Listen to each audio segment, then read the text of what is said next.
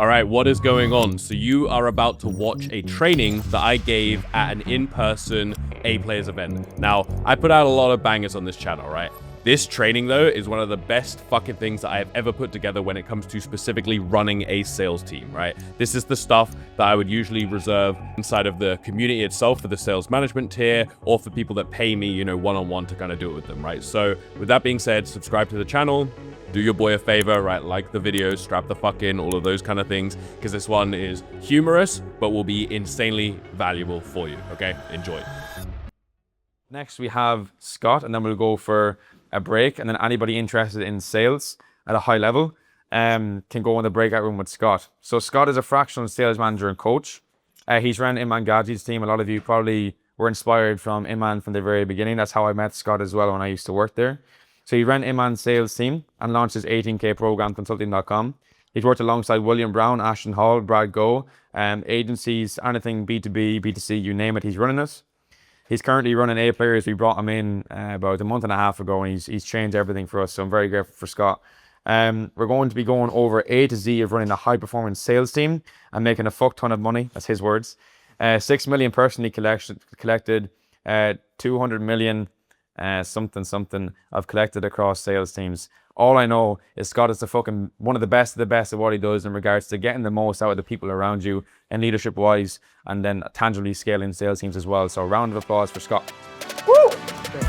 Baby.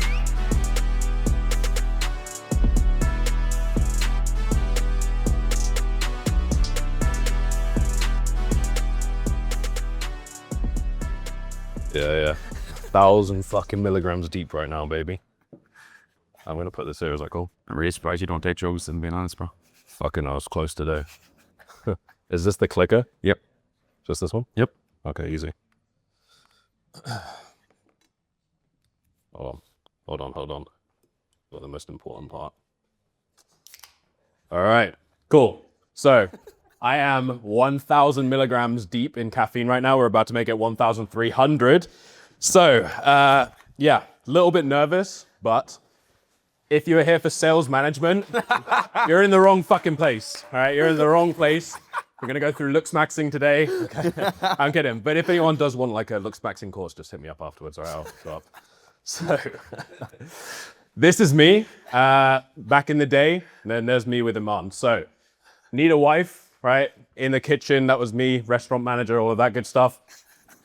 All of my goals have been accomplished apart from the thing that was on my hat there. So I'm not doing too badly. So that was about 4 years ago, right? Since then, I've just been very, very, very violently committed and obsessed to, I guess, mastering the sales or the craft of sales, sales management, all of that good stuff. And I just went all in, burnt all the boats, got rid of every person in my life that wasn't like worthy to be there. Just violently scaled. And we're gonna go through like everything that you would need to violently scale a sales team. Okay, so we'll go through the exact systems that make me a shit ton of money, the things I've used to scale some of the biggest names in the space, the hiring process that I take, some dark art shit, and then something that will rewire you as a leader. There will be a ton of tactical stuff, right? So if you're running a sales team of some kind, amazing, you're gonna benefit a shit ton from it. If you're not running a sales team, like James said, maybe just pull some of the golden nuggets. But at the end, that'll be good for everyone, okay? So, also I love AI. So there's a bunch of stupid ass images of me in AI with like armor on and logos and just completely just the most retarded thing you've ever seen. So, the very first one that I put in place, some of these things you will know, but I want to run through some of the tactics on how I use them specifically. So send blue, right? That is basically allowing you to send iMessages, as you can imagine, blue message, much higher conversion than a green message. With this, ton of like custom automations that you can put in place and automated workflows and everything. So with this, whenever someone no-shows or they cancel or whatever it might be, like certain circumstances when they book in or pre-calls, things like that, I'm going to use this because there was an agency that I scaled, so much skepticism. They don't like anything, right? Oh, I've been on all these calls, just tell me the price, yada, yada, all of that stuff. I've seen it all. They were doing about 30K a month. Within like 60 days, got them to like 130K. And a lot of that was through SendBlue. You can send like personalized voice messages from the offer owner and then use like 11 Labs to plug in their name so it feels really personalized. You can also send videos that just play like natively in there. So I'd really play around with that. The other one, which honestly feels a little illegal, I'm not like sure if it's ethical, is that you can basically call people through FaceTime audio, right? So if you call someone, probably not going to pick up, right? If you call someone on FaceTime audio, you're like, who is this? Is this my grandma? She got a new number or something? Like, you're going to pick it up, right? So the pickup rate on FaceTime audio is repulsive. And if you think about it, we'll talk about speed to lead and all of that good stuff very soon. But your number one goal to increase conversion, if you take nothing away from this, should just be like, it's like 391% higher likelihood of conversion if it's under 60 seconds. If you call someone on FaceTime audio within 60 seconds, the pickup rate is going to be so high, you for sure are going to make a sale from that. So that would be the thing that I would absolutely say is just disgustingly effective, okay? The next one that I would put in place, by the way, I'm affiliated with SendBlue. So if you want to help me out, or help a brother out, right, just hit me up. I'll send you a link. UniChat. So this one here, by the way, this is me in my Dark Knight fucking outfit. So UniChat is a game changer. This is actually what Iman uses on his events. Obviously with his events, they do like 10 million a week, right? So it's very, very crazy. And the way that they really get a lot of momentum and keep pounding people and reactivating them and all of these things is through UniChat. There's two softwares, SuperChat and UniChat. I normally use UniChat. It's kind of cheaper for like massive blasts. So you could blast like 30,000 leads in one hit and it doesn't really cost that much. Like, it's a crazy ROI. So if you're running ads and stuff, but you just have a CRM filled to the brim with leads that are not really getting touched, download UniChat. Pre-warning, the entire software is in Portuguese. So it took me a little while to figure out like how do I like set this up. But once you're in, there's like a translation button. So you're fine once you're in.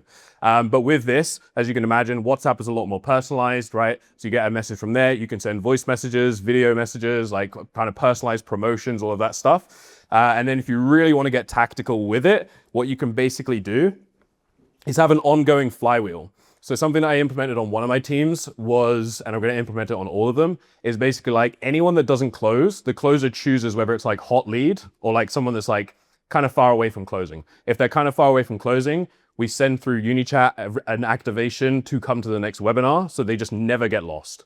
Because your only goal on a sales team should be like, how can I completely fill every single leak in this team? Because most people, I'm sure we've all heard this like countless times, but most people are sat on a fuck ton of money. Like, there's so much money in your CRM, but you're just front loading. You're like constantly spending more on ads, trying to make more content. But it's like you have a bank of so much money in your CRM ready to go.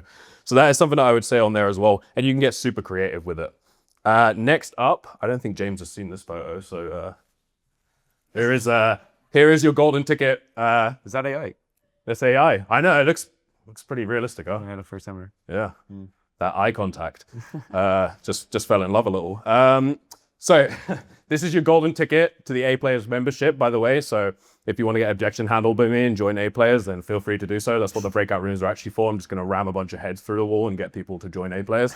But basically, the process that I use with this, and I'll give you the prompt for it as well, is follow-up is becoming more competitive, right? Or sales in general is becoming more competitive, more saturated, all of that stuff. So I think it's like, makes a lot of sense to get very creative with it, right? So the two options that you have for this is more of a generalized one. So, you know, this could be an example of one that maybe through UniChat, for example, you're going to blast all of your leads. Hey, we're running a promotion right now. I don't think A Players would ever run like a promotion. It's not really on brand, but if it's more of an info offer, that kind of thing, it's like, boom, here is like the promotion we're running. Here's your golden ticket to the promotion or whatever, right? Like a little bit of a pattern interrupt, like something that pulls them in. Because to be honest, the only way in my eyes to like convert leads is to be like in a groove of their subconscious mind, which is like, these guys are doing something different.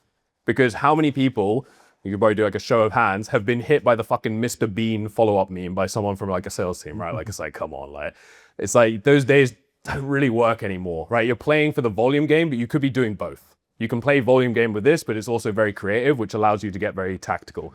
The personalized one is what I have all of my closers do. And just to make this kind of like simple, how I coach them is like, look, Saturday morning, wake up, go stare at the sun, make a nice coffee, all right, and now make a fuck ton of money. I want you just to go on there, look at the sales call, what was that person's goal, and then literally create an AI image linked to that goal specifically. So an example of that was like, and I'll give you the prompt of what we used for it.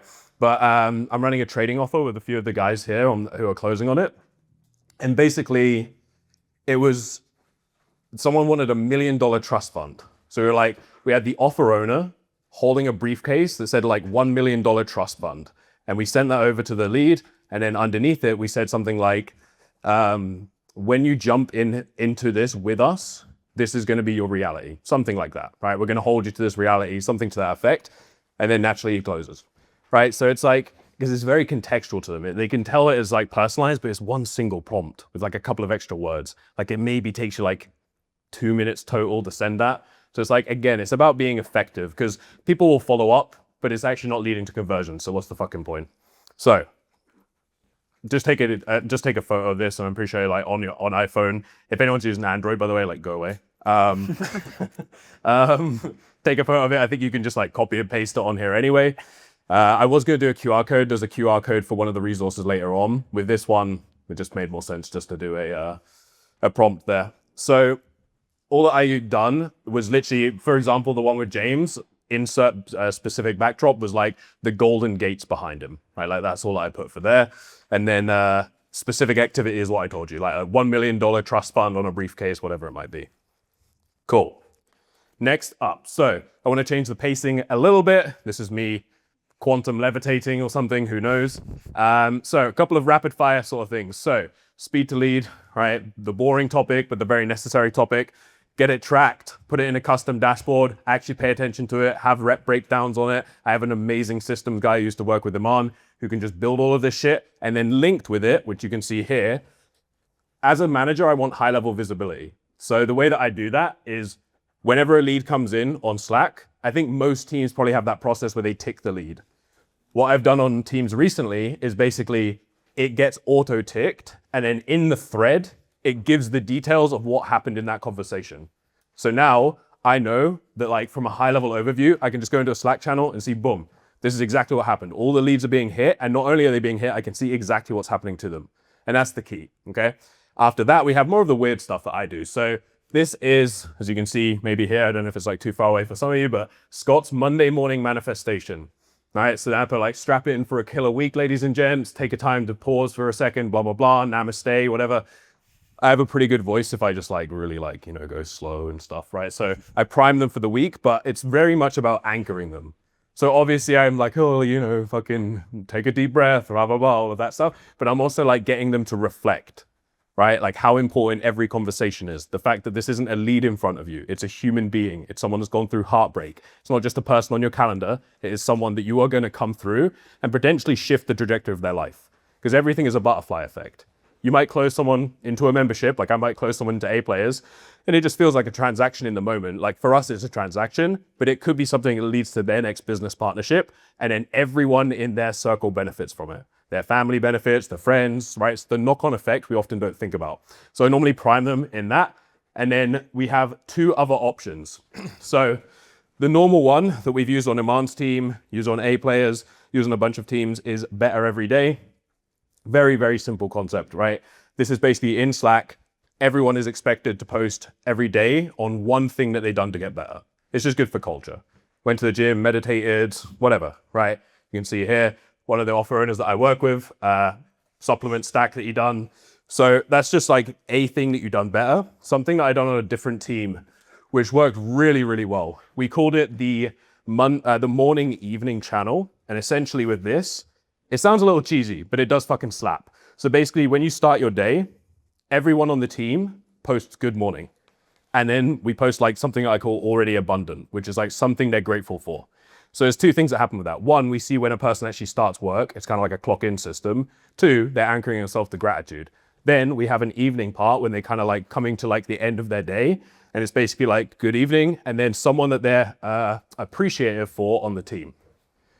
This just created such like I want to say like a sticky culture where like all of a sudden customer support reps were like talking to sales reps more.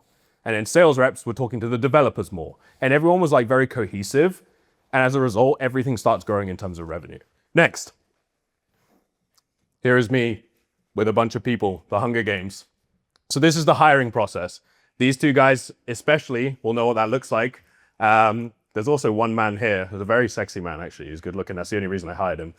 He went through this process. So basically the whole premise of the hiring, and this is for sales reps specifically, I probably wouldn't do this for other roles.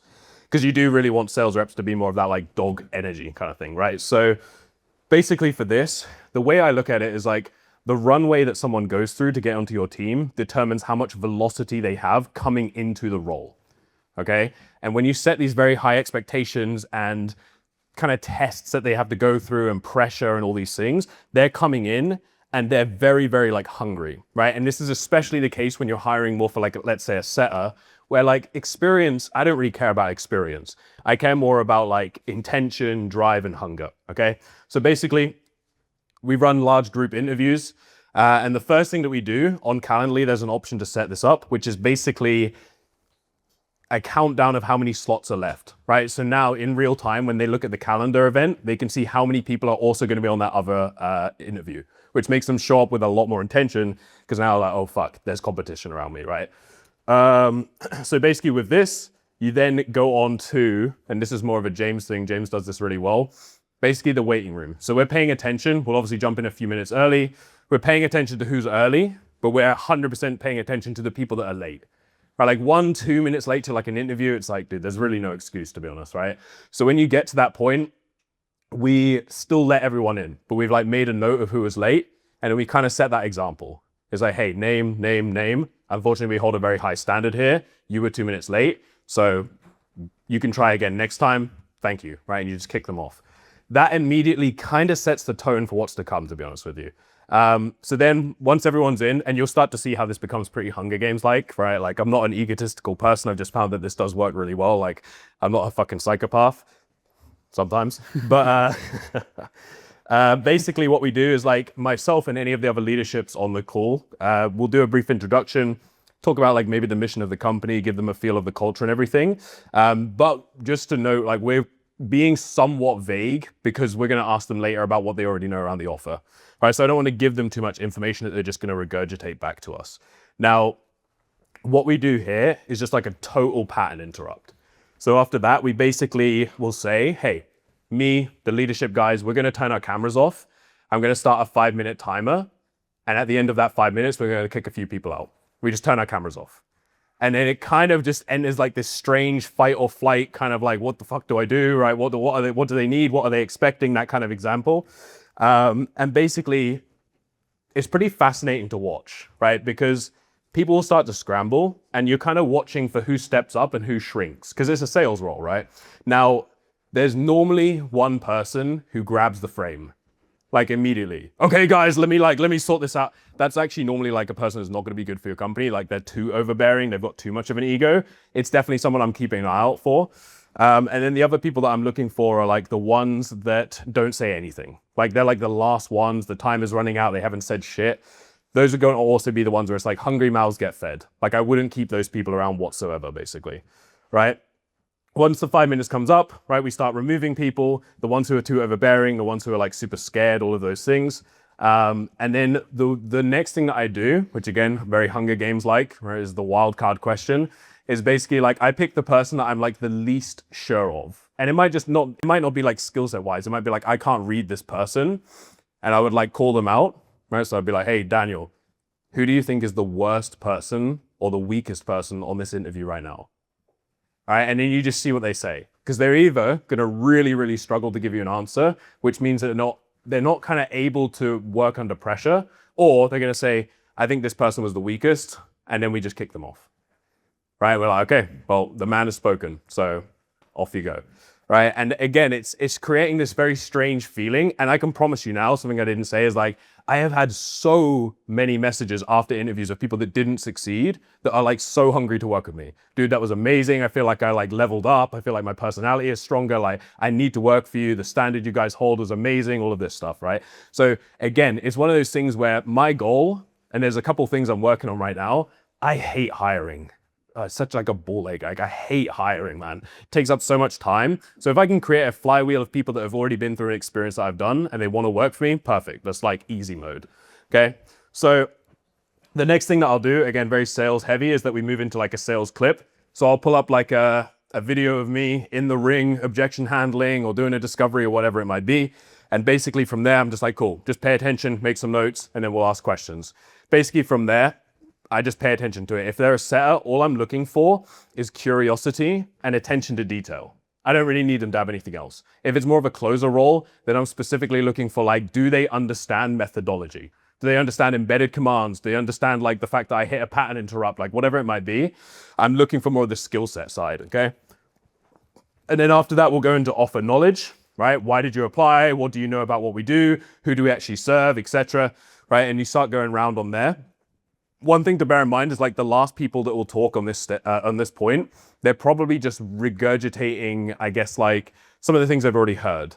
So those ones I'll re-ask. I'll say like, okay, most of that information was already touched on. What else do you know about us, right? So again, here, we're just looking for the people that have actually taken at least 5 minutes to understand who the fuck they could be working for. Because like the bar is very low. I don't know if everyone kind of feels that, but when it comes to sales, the bar is very low. Everyone wants to become a high ticket closer these days, right? So just these little simple things.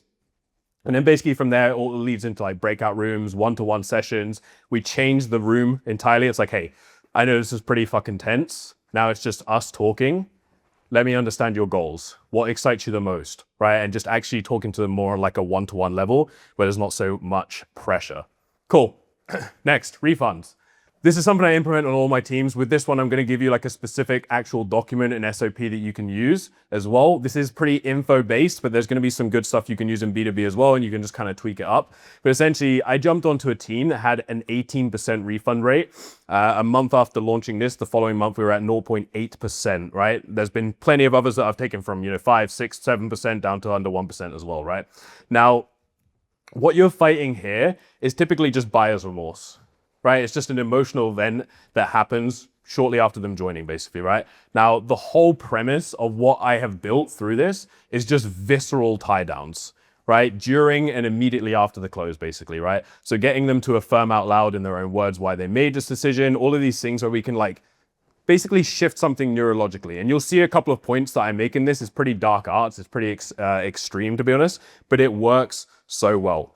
Right, so basically, I'll give you the full script for it. There's one thing that we do. This is very B2C based, but it works so fucking well. And a couple of my guys can maybe tell how well this works. But basically, the final thing that we do is like an anchor word.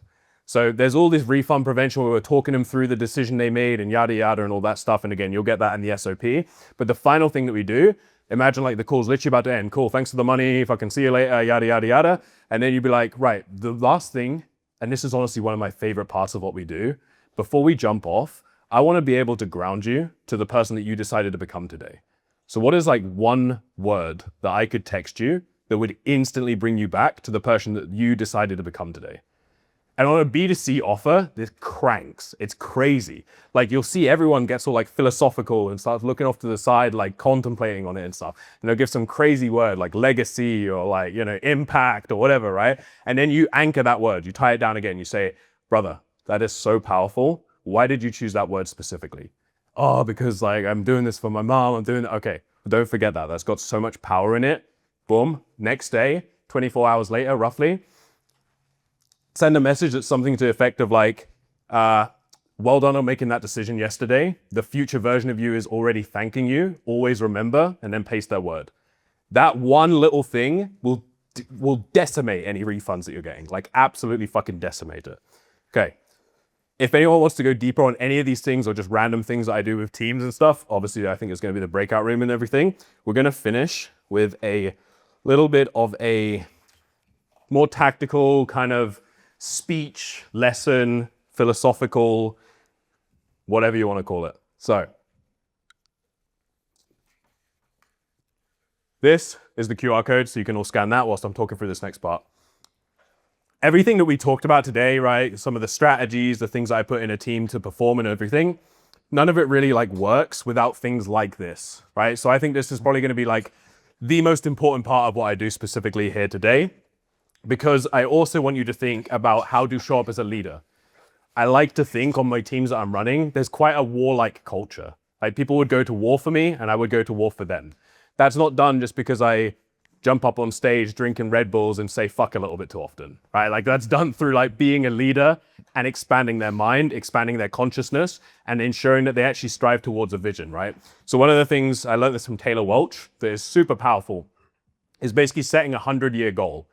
So a 100-year goal is like I don't know, maybe apart from Daniel here, because this kid's 17, everyone else is going to be dead, right? So it's like, not to be morbid, but just facts. So it's like, what do you want to leave behind? Like, what do you want your family to say about you, about the person that you were? What do you want to be shared about you on, I don't know, coaching calls, right? Or in school? It depends how much impact you want to have, because that is ultimately like the biggest anchor that you're working towards, right? So it would be like Scott was ruthlessly committed to X, something like that, right? Because at that stage, when you get there, you start to work towards something like what James is saying, like not like monthly goals and all these things. You're anchoring towards something far greater, okay?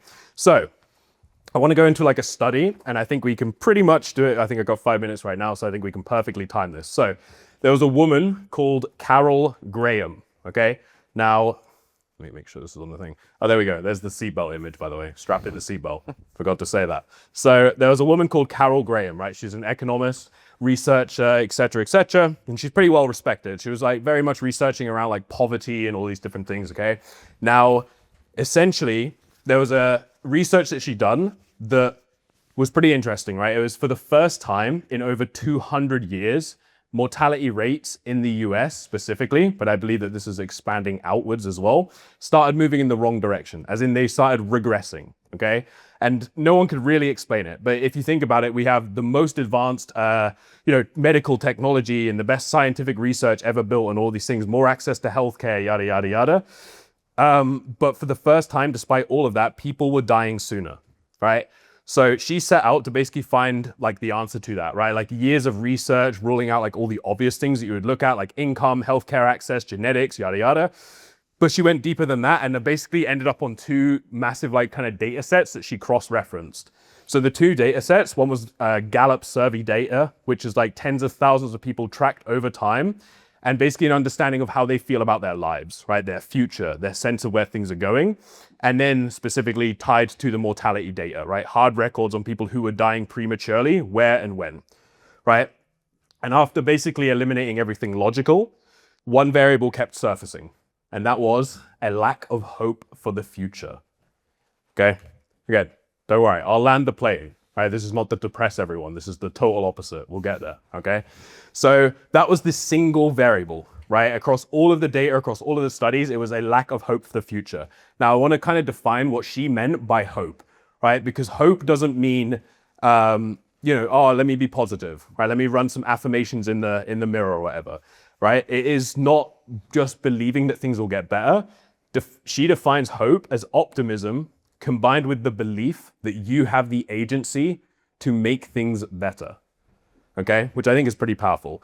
And essentially, you can find here that when that belief disappears in a person, when they genuinely stop believing that their actions can change their future, then they stop acting and they stop pushing and they stop investing in themselves. And then everything unravels as a result, okay? And when you look at what is kind of happening in the world, when I look at like the average person, right? Because we're all in this bubble a little bit, like an entrepreneurial bubble. When you look at the average person, jobs are like disappearing, right? Like average jobs, AI is accelerating everything. There's like economic uncertainty, there's war, whatever, right? All of this shit of like people are unsure what the next decade looks like, okay? And there's just mental indoctrination all around us, right? What is actually happening beneath all of this is that people are losing their sense of agency, right? Their belief that what they do matters, right? And ultimately like the legacy they can create, which by the way is part of my 100-year goal, right? Around legacy creation, okay? So this is where I want to land the plane a little bit. And I want you to understand that like what you're actually doing here, not just from a results perspective and when you're running a sales team and how can I hit $1 million a month and all this bullshit, I want you to truly understand like the weight of all of this, right? Because someone has to have their shit together. That's like a line I always say on my teams, like someone has to have their shit together, okay? And that person should be you, transparently, right? Because in any team, business, family, environment, in your friendship circle, whatever it might be, someone has to be the person that carries the belief when everyone around them is starting to lose theirs, okay? So I talked about like the 100-year goal, but I really want you to anchor into that because that's what you're going to leave behind, okay? And every client that you bring in, it's not just the case where you're like, oh, I'm closing a deal and I'm making a bit more money and I'm going to buy a Bugatti or whatever. Like you're handing someone their agency back, right? You're giving someone within reason a reason to basically believe their future can be different. And then that ripples outwards. Okay, and it has a far more profound impact than you realize, right? So we are in a moment where everyone in the world around us, to a degree, is slowly losing its belief that things can get better. But in the middle of that, there are people who have their shit together, they wake up and they are inspiring those around us. And that's really one of the beautiful things of an event like this is like, I'm a pretty introverted guy, I'll be honest. Like I like being in my office, just building shit and not talking to fucking anyone. Simultaneously, connections has been the one thing that has expanded my mindset, my business, like everything that I could ever imagine. Especially when you look back like at the restaurant days where I was like a little shy introverted restaurant manager who would always try and go into the kitchen because I didn't want to talk to customers and stuff. But you have to realize that like you have the agency to make it better, and that's how you run like the highest performing company and sales team ever. Is like being that person that leads from the front and basically expands everyone's minds around them, okay?